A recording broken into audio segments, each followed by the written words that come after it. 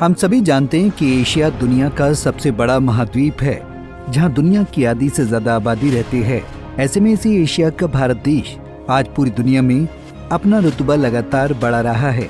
आज भारत का डंका समुचित विश्व भर में बज रहा है। भारत ने अर्थव्यवस्था के क्षेत्र में एक बड़ी उपलब्धि हासिल की है। भारत ने साबित कर दिया है कि ये नया भारत है जो केवल विकास की राह पर चलना जानता है। बता दें कि भारत दुनिया की चौथी सबसे बड़ी अर्थव्यवस्था बन गया है। पिछले कुछ साल में भारत का अंतर्राष्ट्रीय स्तर पर कद काफी बड़ा है। अब आप सोच रहे होंगे कि भारत ने ये मुकाम कैसे हासिल किया और नंबर 1 अर्थव्यवस्था बनने में भारत के सामने क्या क्या परेशानी आ सकती है।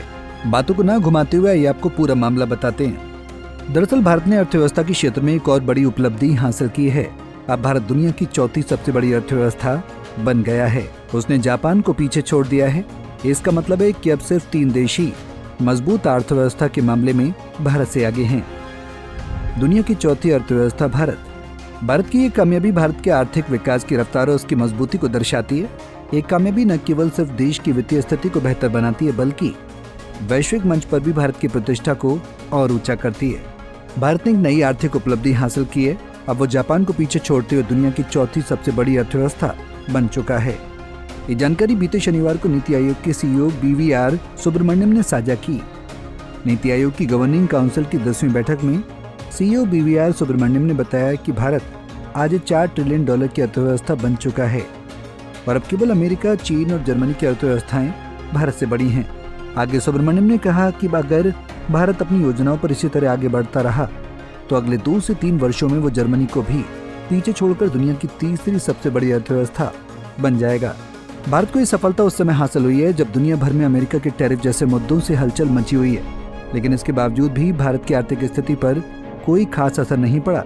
इसके अलावा पाकिस्तान से तनाव के बीच भी भारत की अर्थव्यवस्था पर कोई असर देखने को नहीं मिला। अंतर्राष्ट्रीय मुद्रा कोष IMF के आंकड़ों के मुताबिक भारत की GDP अब $4.187 ट्रिलियन तक पहुंच गई है, जो जापान की GDP $4.186 ट्रिलियन से थोड़ी ज्यादा है।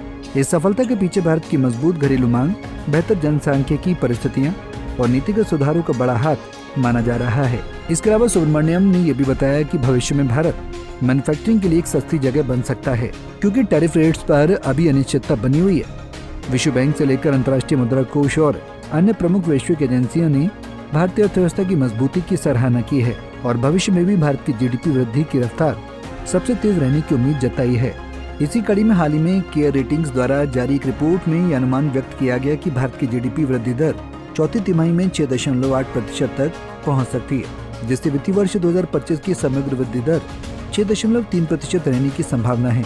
रिपोर्ट के मुताबिक कृषि, होटल, परिवहन और मैन्युफैक्चरिंग क्षेत्रों में मजबूत प्रदर्शन के चलते इस वृद्धि को और गति मिल रही है।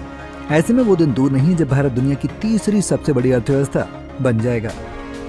बहरहाल भारत विकास की राह पर ऐसे ही रहा तो भारत को विकसित भारत का विजन हासिल करने में ज्यादा समय नहीं लगेगा।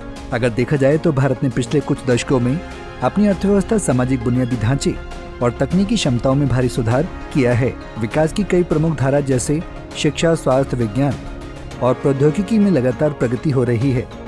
यदि ये ट्रेंड जारी रहता है तो भारत का भविष्य और भी उज्जवल हो सकता है। Bureau report, Punjab Kesari TV.